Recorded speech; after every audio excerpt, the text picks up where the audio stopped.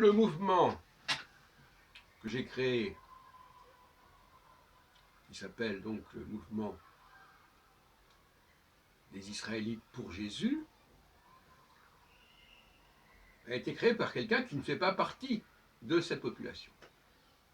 Et je répète encore une fois, c'est absolument pas nécessaire.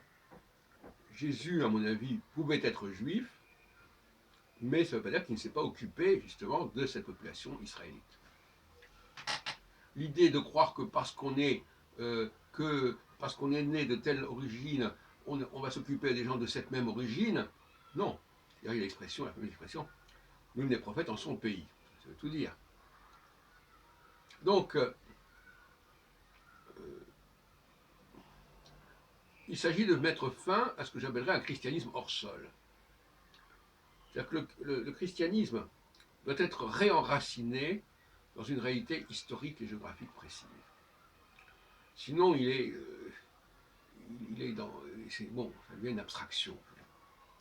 Alors on n'est plus, bon voilà. Donc, et finalement, aussi bien la religion juive que la religion israélite doivent s'enraciner dans une véritable filiation. Filiation génétique ou éventuellement filiation spirituelle, mais complètement assumée et affirmée, mais pas simplement une croyance, j'ai envie d'être ceci ou cela. Il faut qu'il y ait une forme de vraisemblance dans cette filiation. Vous voyez ce que je veux dire? Donc,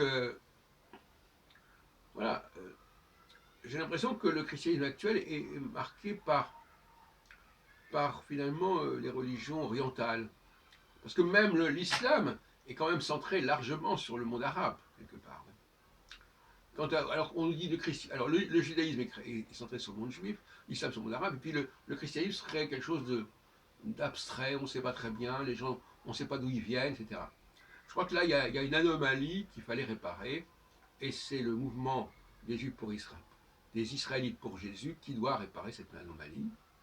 Ce mouvement reconnaît, donne du sens à la mission de Jésus, hein, annoncée effectivement, comme il est dit souvent dans Deutéronome 18, par un Moïse qui, en réalité, est une invention des Israélites.